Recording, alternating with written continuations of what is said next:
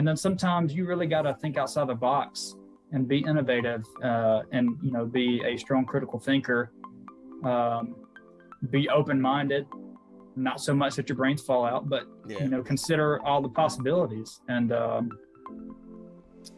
think that's the direction we need to move in as a country. Hey, what's up, guys? Welcome to the Team Reinvented Gaming Podcast. I am here with my good friend, Marine, a lot of words in between, Heath Ryan. What's up, Heath? How's it going, man? So, happy to have you on the podcast. You are the second military member I've had on the podcast. Second Marine also. But we're gonna dive more into like the military stuff and those type of aspects, leadership, national security, current events, and everything like that. So I'm happy to talk to you about that. And we have a lot of stories from our past that we can bring up that we probably will be bringing up and that I probably shouldn't talk about. But it'll be well and everything like that. So thank you for being on the podcast, and let's do it. Glad to be here. So it is October 2021. I got out in January of this year, so it's been 10 months, and I know how life has been on the outside in current society. I'm interested to hear like how life in the military has changed, because by the time I was getting out, like end of 2020, COVID was happening and all this other stuff, but there was a lot of shift in political power in the world, but also within political power within the military as well over the last year. So I can only imagine how that affected you guys on the inside as well as us on the outside. So you just re-enlisted, right? Recently? Yeah, back in October of 2020. Okay. Yeah, yeah. So, why did you re-enlist, first of all? I did my first enlistment, and it was a 5-year enlistment. Mm-hmm. I wanted to give the Marine Corps, I guess, a fair shake, if you will. You can't do something once and say, that was it. It wasn't for me or was for me. I guess giving the Marine Corps a fair chance to, to see what it's all about. And as far as, I'm still trying to figure out what I want to do when I grow up, even though I'm about to be 33. And I still don't know yet. So, might as well re-enlist, collect a solid paycheck, do some good work. And, yeah. Okay. Yeah, that makes sense. I'm assuming your first 5 years went well, though, right? Like, I don't think they went bad. You just wanted to experience some more stuff and see what some other sides of the military and the Marine Corps can offer. Yeah, 100%. It definitely had its ups and its downs, but just like any job, I worked in a while in the civilian sector before I got in. Mm-hmm. And, it was just like that. You had your good days and your bad days, your pros and your cons. And you really just got to pick your poison as to, what you want to do and what you decide to do. The Marine Corps is not a rose garden. The civilian sector is not a rose garden. So, so it didn't go so bad that I didn't want to re-enlist, if that makes any sense. Yeah, that does make sense a lot. So, no, that's good. That's good. So you re-enlisted, and was it a 4-year? Yeah, 4 years this time. 4 years this time, okay. So, nice. So you re-enlisted in October 2020, and COVID is happening and everything like that. I was lucky, so my EAS was January. I extended my contract a little bit, so I did 5 years and 3 months. So my EAS was January in 2020, on paper, but I took terminal leave, so I got out actually December 1st. It was when I signed my DD 214. But nonetheless, it was interesting. I kind of avoided all the COVID mitigations because I was transitioning out, so they didn't care about me. They he dies, whatever. But COVID. I already know how the military is in its regular restrictions, in its regular lifestyle, and it's what's the best word? I'm gonna leave it at that with its regular restrictions and lifestyle. How did COVID affect you per se while in the military? Personally, to be honest, not much. So in the Marine Corps and in the military in general, you're on, as far as a paycheck, you're on salary, so you get paid whether you work or not, Yeah. which is both a blessing and a curse. If you work a 4-hour day, you get paid for an 8-hour day. If you work a 24-hour day, you get paid for an 8-hour day. So Yeah. as far as financially, it didn't affect me a whole lot. For a while there, the Marine Corps was, at least in some units, I maybe say most units, was we were 1 week on, 1 week off. Sounds nice. When COVID, yeah, it definitely was nice to get some downtime. When COVID first hit, I was actually right in the middle of a sergeant's course, and which, for the viewers at home, that's your professional military education you have to do in order to pick up the next rank, which is typically about a month long. And when COVID hit, there was a lot of speculation as they're going to cancel the course or they're going to keep the course going. What we ended up doing is condensing the course down from 1 month to about a week and a half. Oh wow! Which was, as far as a time frame as getting that done is great. But you take the required criteria you have to cover and you condense it down. It made for a pretty busy week and a half of work to be done. Yeah. And then at that time we had just started the units kind of shutting things down and only critical personnel coming in. And I remember at the time I was just hoping, man, I hope I make it. I hope I make it back to the fleet and have like at least a week or two off. Yeah.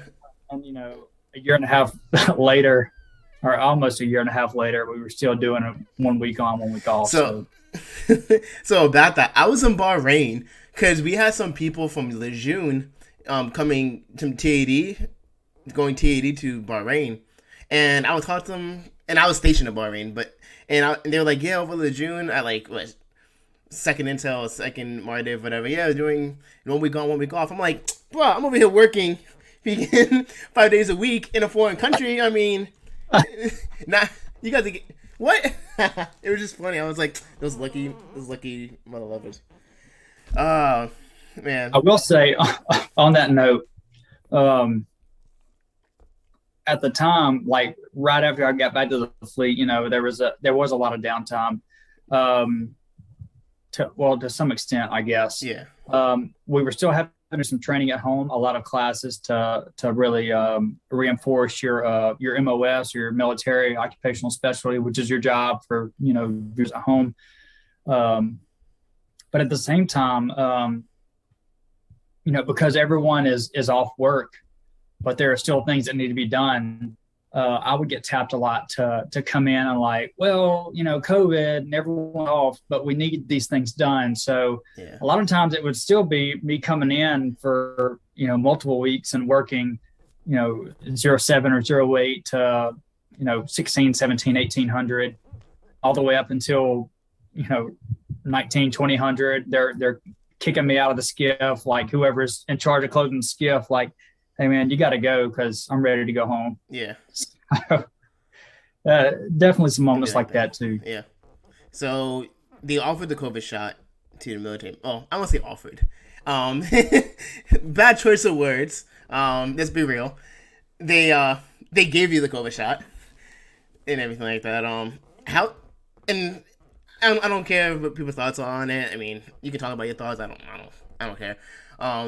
But I know people had some backlash, and I had some other Marines be like, "This is bullshit" and everything like that. How bad was the backlash about that? If you've seen it, I don't know.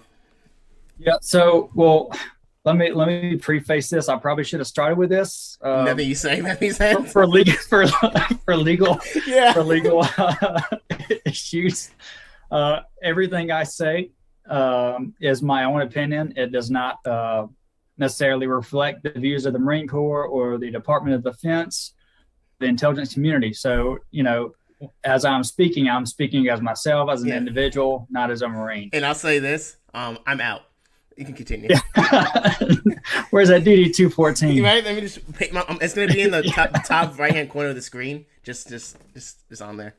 You gotta frame it and just keep it in the background. I know. If I find it. So as far as the fallout, I've really seen mixed emotions. I've seen, some Marines, and right now I'm at a joint command where there's there's people from all service branches. There's DoD government employees. There's civilian contractors. A real mix of, I was planning, either people had already had it when it became mandatory, or people who were planning on getting it anyway, or you've got those who are waiting on it to be FDA approved. Yeah. And then you've got some who they didn't want to get it, but they didn't want to have to deal with the headache of getting tested, every week before they come into work. And then you got those who are, still trying to fight it with different exemptions and things like that. So a real big mixture of reactions across the force. Yeah, across the force.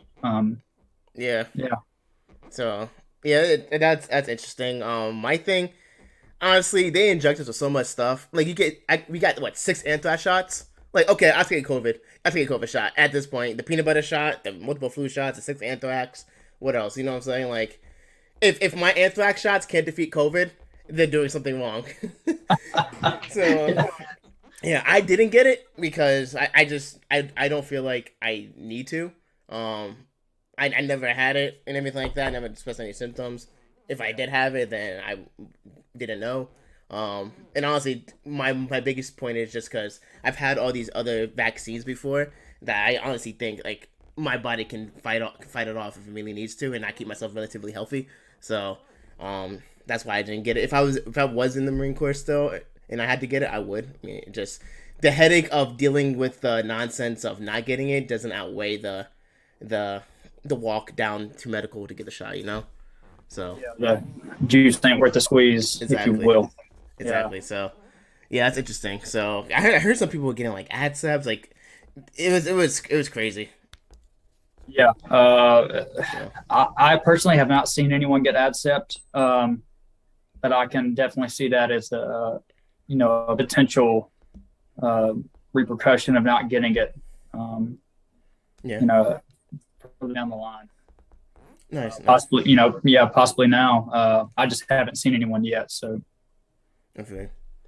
So, going back to the 2021 theme. So, just I want to the question I want to ask is, what are your thoughts on like the world? But that's too generalistic to ask. But like just seeing what's so I frame it this way. When I was in Bahrain, it was very interesting to see like the Black Lives Matter movement and all this racial stuff and everything from the outside looking in. Like, being in a different country and looking at America from the outside for not only 1 year but multiple years, it's just very interesting. It changes your perspective about things. And obviously, living in different countries changes your perspective about gratification and just that whole spectrum. How was it? Just like how is it just like seeing how America is changing, in my opinion, for the worse, while you're trying to serve, because service is in itself a whole different topic, but I don't think people understand what it's like to actually serve or actually to do something without the guarantee of getting anything in return, right? So how's that dilemma in that perspective? So yeah, if you want to answer it. You don't. It's a tricky one. It is a tricky one. I'll answer it to the best of my ability. Yeah. I've always been one to believe that America is a great country, the greatest country. I still believe that personally to this day. A lot of great things going for us. A lot of opportunities that not a lot of other countries have. Yeah. With that said, we're not perfect from it. Mm-hmm. There's a lot of things that we need to work on. As far as the issues in the country, I feel like a lot of it is either covered up or blown out of proportion by the media and by politics.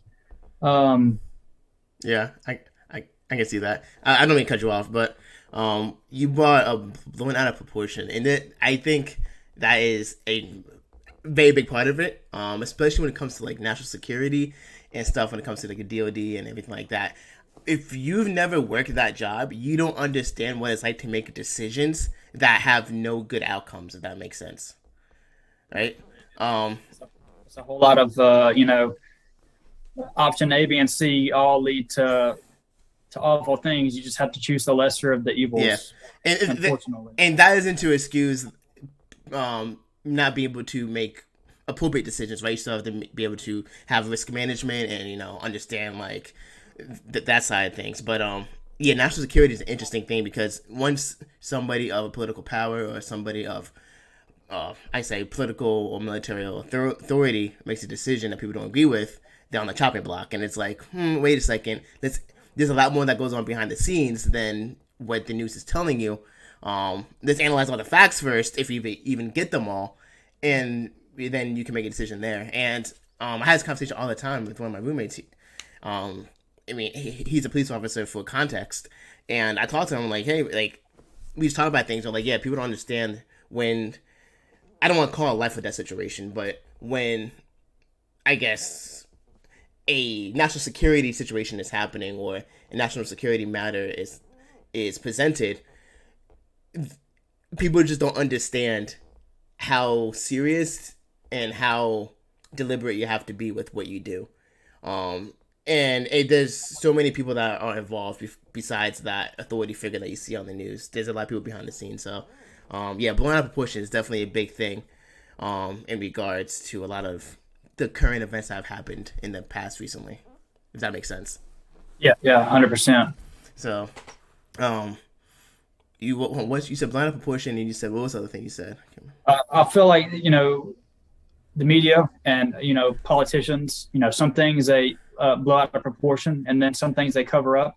It really just depends on what I'm seeing from the outside looking in, what agenda they want to push. And it's sad that the media and politicians, I get a real sense that they don't really care. It's just whatever suits them and the agenda they want to push. Whatever gets like the views and the people riled up and everything. Yeah, and unfortunately, in this day and time, I feel like you're either right-wing conservative or left-wing liberal. There's no in between, and to even attempt to be in the middle, you're going to get blasted by both sides, which is yeah, you said it. So yeah, I was going to say, I was going to ask, is it because you can't be moderate in the middle, or because people won't accept moderate? Yeah, I feel like the right conservative, they won't even comprehend a left side liberal solution to a problem, and vice versa. The left and liberal won't even consider a right wing conservative solution to a problem. And we the American people are just stuck in the middle, saying, why don't you both come together and figure out the solution to the problem? Yeah, I agree. I think that stems because I don't identify with like left or right, and everything like that. I just think logically about things, and I try to do the right thing in a situation.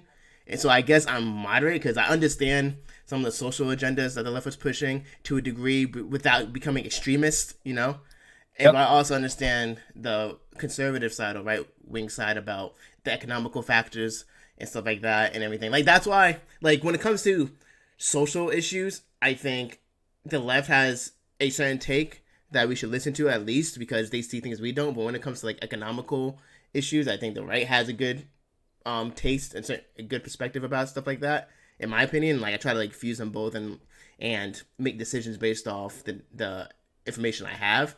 But yeah, when you start getting too extreme on one end, and like when you think other people's opinions don't matter, which I guess opinions don't matter, but you should be open. When you get to the point where you're no longer open minded, that's when it gets bad. And I think that stems from our military experience in our service, because you have to be open minded because you get thrown problems that we can't even explain that you have to solve. So it's like, being you are molded into being open minded. If that makes sense, through military service, no matter what branch you are. So that's my take on it. Yeah, I would even go as far as to say not just open minded but innovative. Yeah, would be one of the, I guess, the buzzwords to use. And yeah, there are so many. The left won't even consider a solution from the right because that's a right side idea, or the right won't consider a solution from the left because it's a left side idea. And there's no coming together to work the problem set. And like you said, in the Marine Corps and the military, we're presented with all sorts of problems, and sometimes the solution is right there in front of you. It's very black and white. It's easy to come to that solution that fits the problem. And then sometimes you really got to think outside the box and be innovative, and be a strong critical thinker, be open-minded, not so much that your brains fall out, but consider all the possibilities. And I think that's the direction we need to move in as a country. Yeah, I agree, and we'll see what happens. I mean, yeah, we'll just see what happens. Like I said, America is the greatest country in the world, no matter if you want to believe it or not. Like, people haven't been to other countries, they haven't seen actual poverty, they haven't seen actual oppression. America's the greatest country in the world, and I think a little bit more gratitude can go a long way in some of the Americans' life. Because once it's gone, you'll realize quick just how much we actually have. So one thing I do want to talk, and I don't know, I'm gonna bring it up because it's my podcast and whatever. I'm not scared because, like, you're currently active, so I want to make sure you don't talk about anything that can, like, get you in trouble. But like you said, anything he says doesn't represent the Marine Corps or DoD. I'm gonna plaster that on the wall, on the fucking screen, so people say no. But the Lieutenant Colonel was a Scheller situation. Yes, man, that's different. Minefield. That I can, if I was still in at that time, I would just be quiet. I'm not talking about it. I'm just gonna sit here, keep my mouth shut, and look forward, because I don't know. That's something crazy. Leadership. Yeah, I don't know what to say. So, going back to open-mindedness, I understand both sides. He was speaking his mind freely and everything like that. He was doing it in uniform, which is what he probably shouldn't have done. There are better precautions he could take that probably would have saved him. Nonetheless, he was speaking his opinion and stuff like that, and it's got him rammed up. I do think some of the stuff he was saying was objectively true. Like, I watched the video, but I don't think he caught out anybody in particular, right? He was speaking in generalisms. I'm pretty sure. I've seen, I don't know if I've seen all the videos. I know I've seen some of them. Mm-hmm. As I recall, I don't think that he called out anyone individually. Yeah. I could be wrong. But the clips I've seen, no. Yeah. But the way he went about it was just a little too untactful to hide behind, I don't think he should have been in the break. I think his higher ups should have been like, "What are you doing?" type of thing, and like just talk to him behind closed doors and be like, "That's not." But whatever happened. But leadership, man. Accountability. I don't want to say it's a tricky thing, but sometimes it's not. I don't know. Do you think accountability is black and white? I mean, that's a difficult question to answer. I want to say yes, because that seems like the right thing to say, kind of like, but at the same time, I don't want to say yes because I feel like there's certain underlying factors.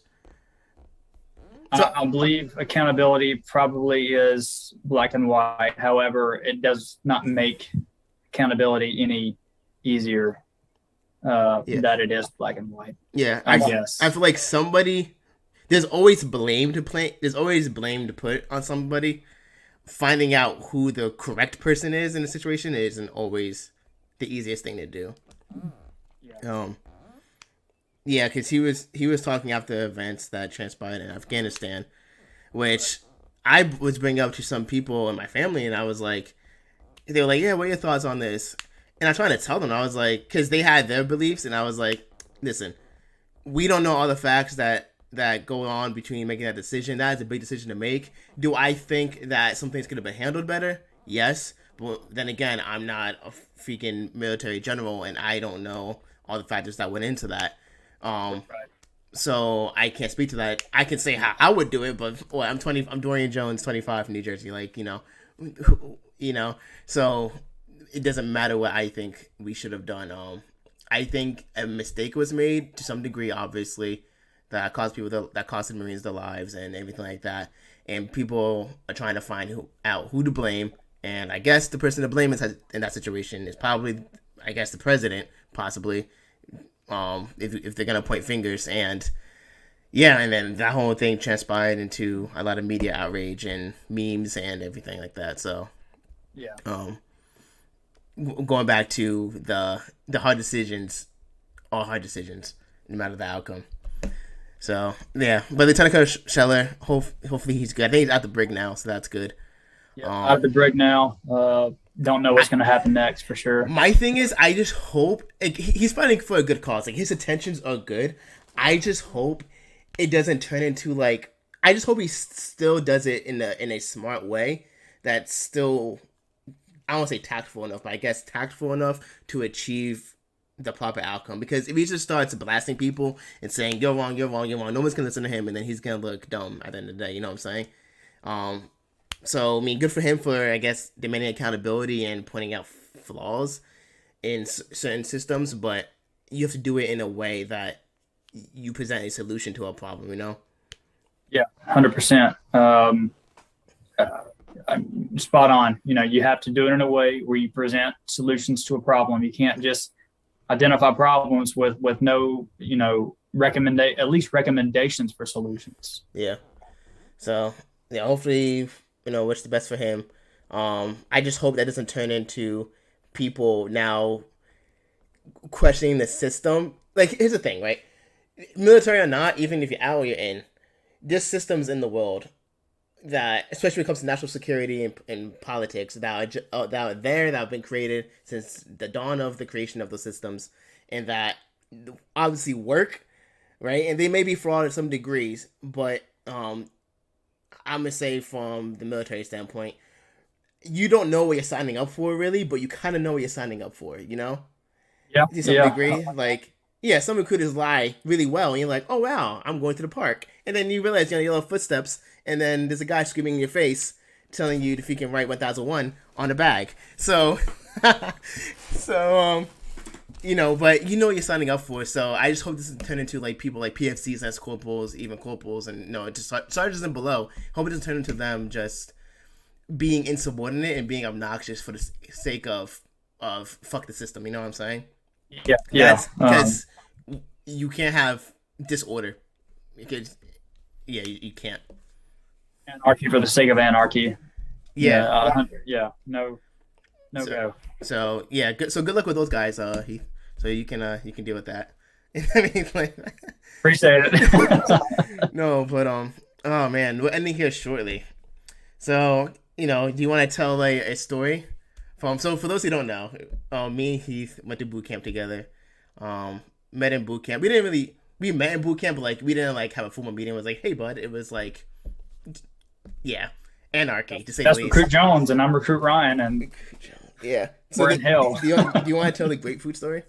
Let me tell you this. Okay, let me tell you how it started. Because I don't think you knew how it started. You just know the ending. We know the ending. So I walk up and, so for those who don't know, we got boot camp and you can't do anything without asking permission, and you have to say it in a certain way. In Marine Corps boot camp, you cannot say I. You don't talk unless you're talked to. You don't touch your face. You don't do. You're robotic to the highest degree. And I actually used the head. I was like, "Sir, Recruit Jones, request permission to use the head, sir, whatever." And another senior drill instructor was talking to our senior drill instructor, right? And the other senior drill instructor said, "Oh, I guess we don't scream for our senior drill instructor." And I said, "No, sir." Because he confused me in the moment. So it sounded like I said, "No, we don't scream for him." Because, you're fucking discombobulated. He was like, "Oh, bet." And then at the time, Sergeant Wells, he was like, "What, bitch?" And he was like, "Strip." And I was like, "Fuck." And then he got you. He was like, remember he pointed at you? He was like, "Ryan, you too, bitch," or some shit like that. So what did I do? Yeah.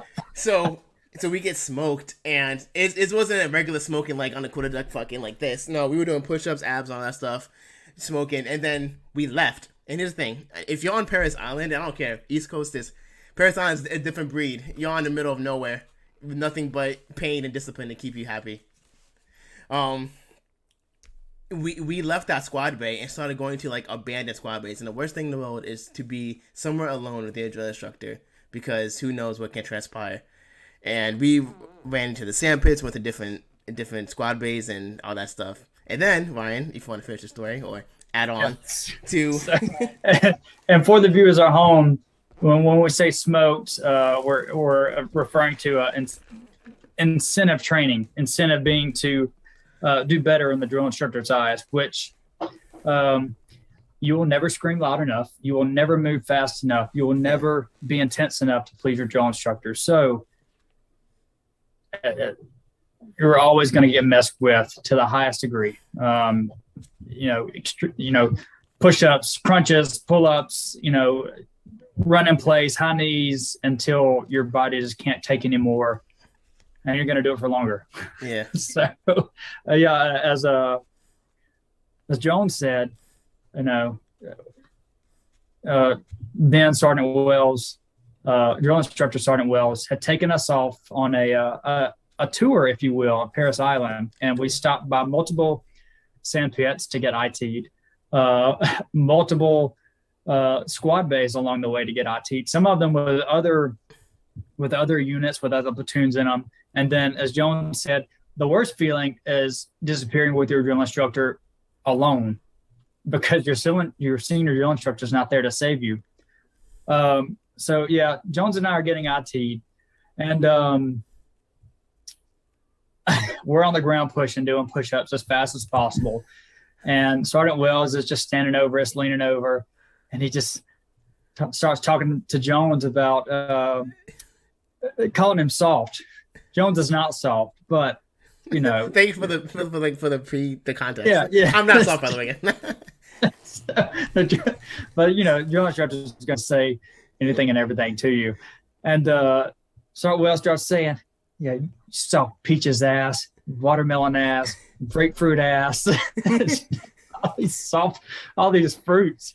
And I'm on the ground pushing push-ups, and I'm just boot camp is the funniest place where you're not allowed to laugh. And I'm just trying to keep my bearings.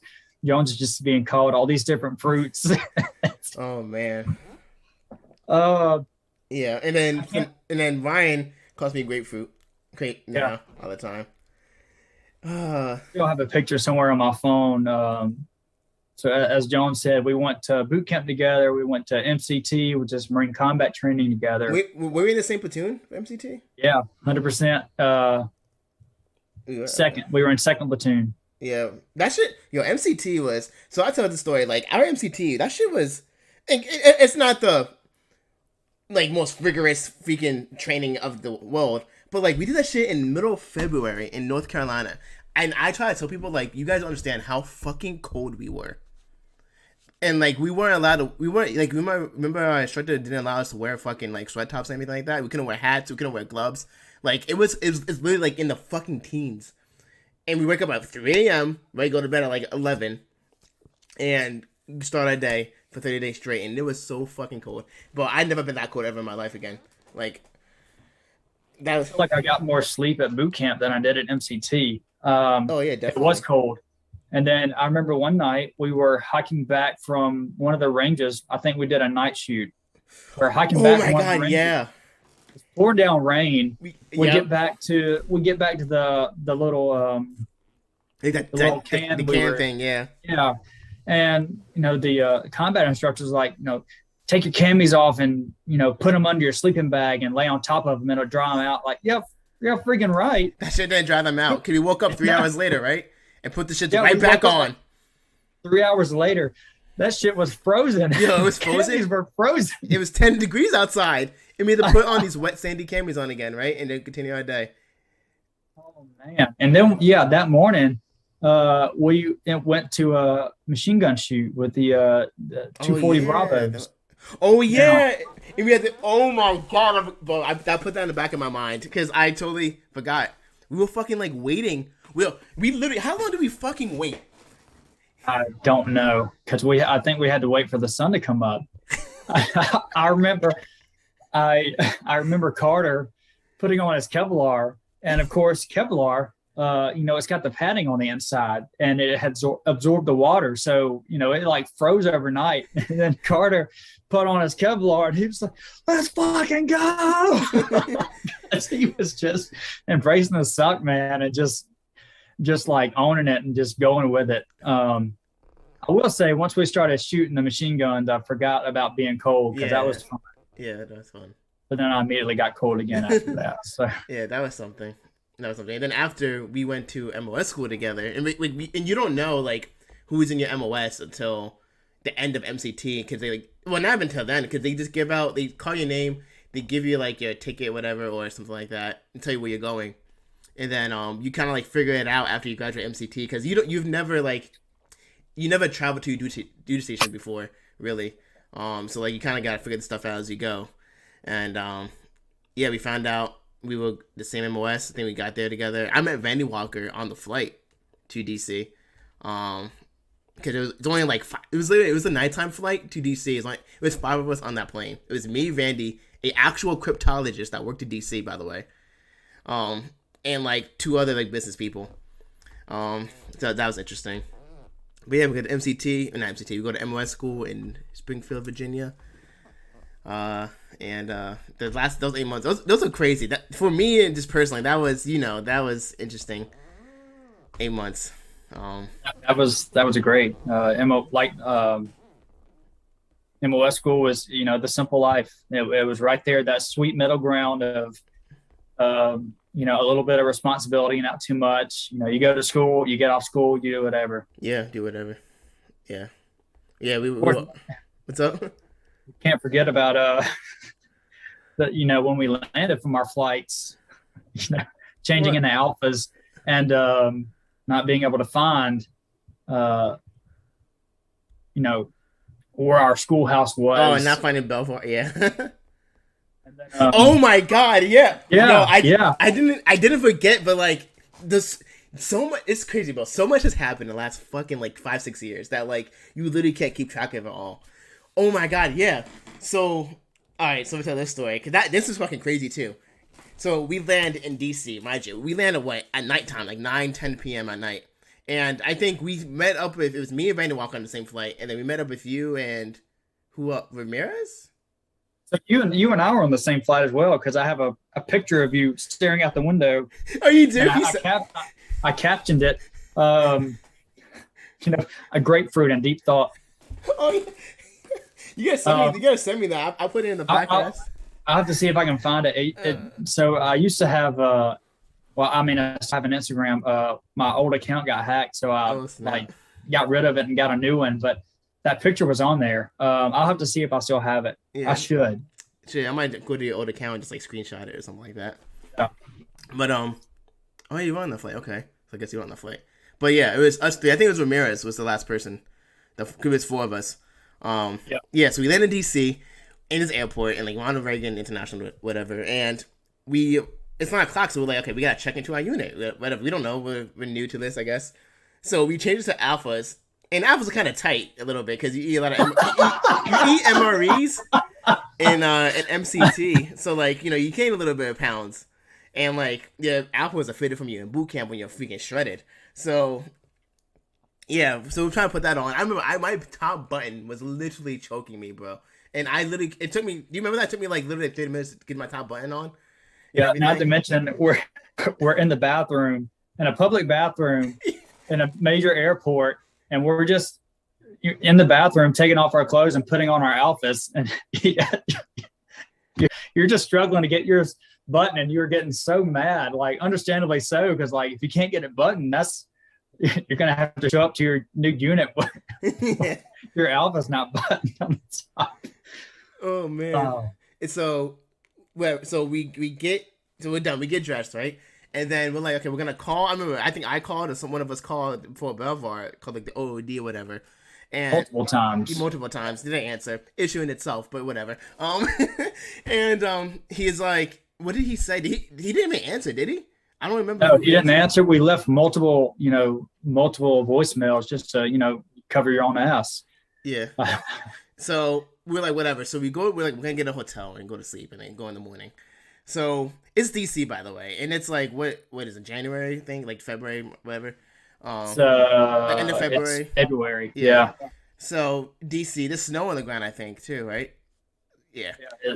Yeah, I'm pretty sure it was. Yeah. So we're in like fucking suits, pretty much. Snow, just new, and a whole shit ton of luggage. By the way, like you understand, when you travel in the military, you gotta bring like your life with you. So you gotta bring your uniform bag, which is just one bag in itself. Then you then possibly sea bags, depending if you're new to the fleet or if you're experienced and everything like that. It's a lot of stuff you have to travel with one person.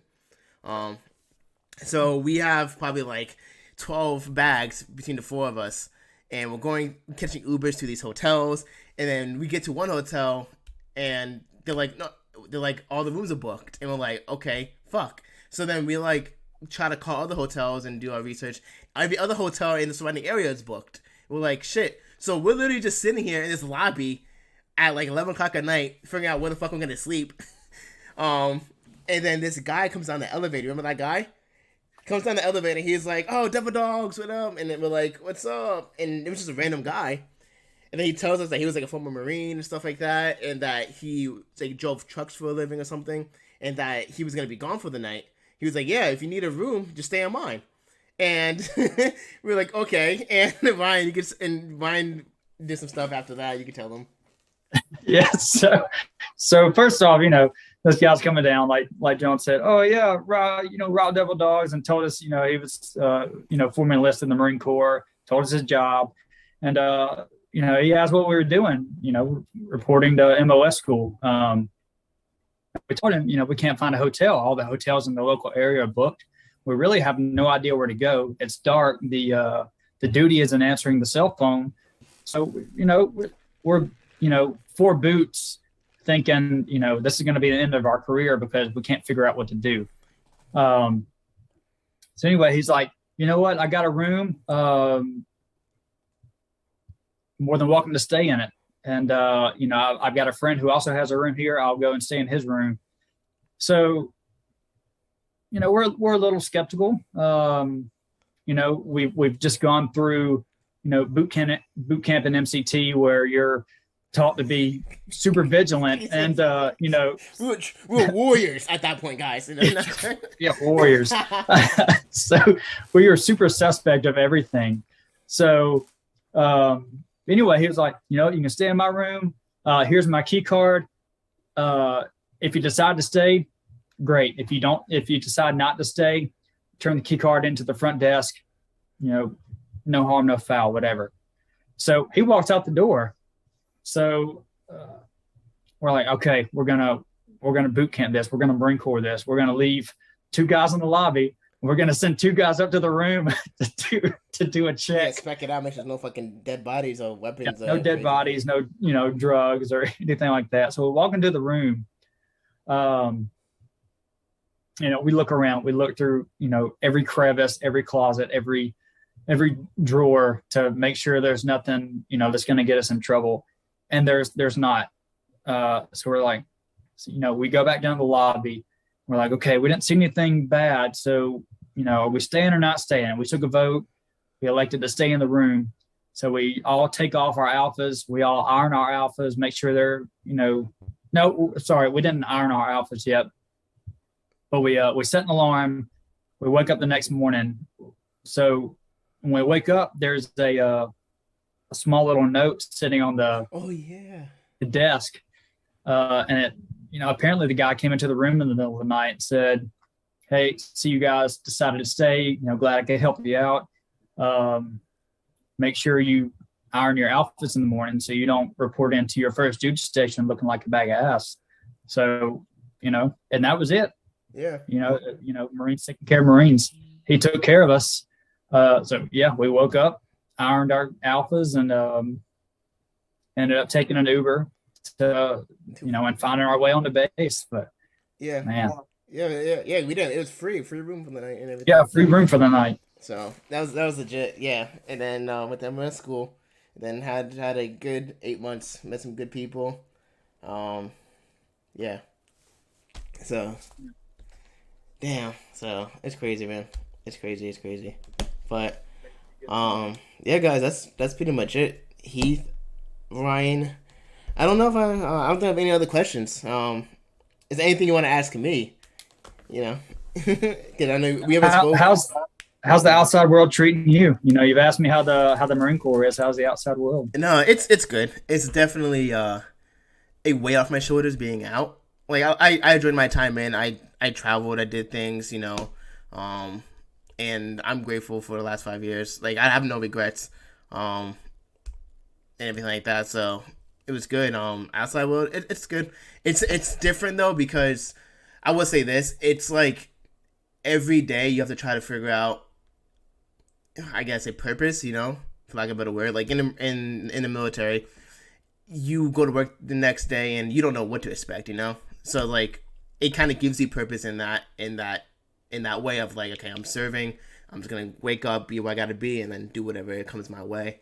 But when you're out, it's like you gotta figure out how to make money. You have to figure out where you're gonna live. You gotta kind of plan your life out a little bit more because in the military, it's structured for you for the most part. Right. So I guess that's just the biggest challenge, just figuring out like what I want to do and like figuring out how I'm going to get there. But it's good though. It has its pros, like being out, do whatever you want. You can eat whatever you want. You can everything like that. The hardest thing, I guess the hardest thing, probably, now that I think about it, is the physical fitness aspect. Like, making sure you keep up with your health and everything like that. Like, I still work out and everything. And I have my days when I don't want to work out.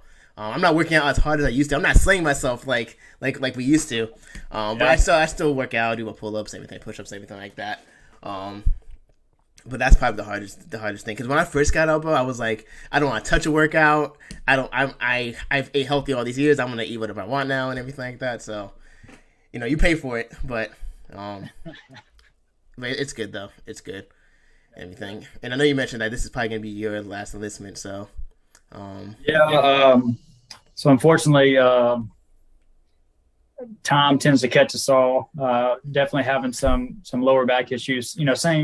I had back issues in the schoolhouse, and those have kind of continued. So now I'm having hip and knee issues in addition to back. So it gets to a certain point where I don't feel I can be the Marine I need to be. I can't be the Marine I need to be for the Marine Corps and for my fellow Marines. Who am I to, tell a Lance Corporal, you need to get a first class PFT when I myself, may not be able to run one in the coming years.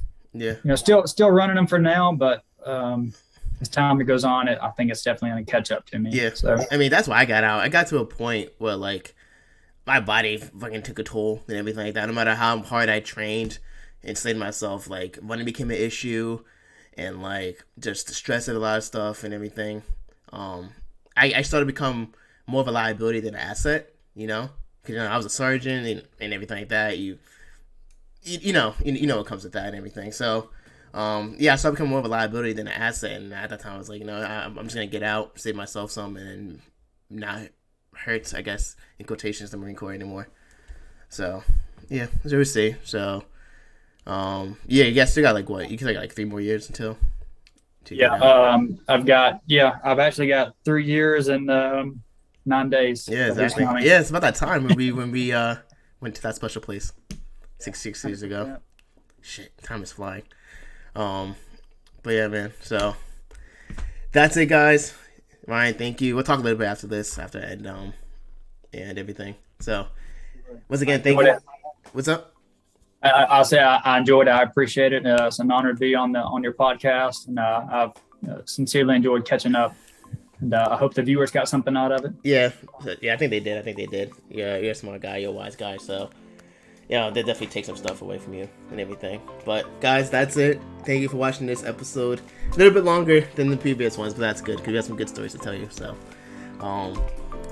yeah, and I guess I'll catch you guys in the next one. Peace.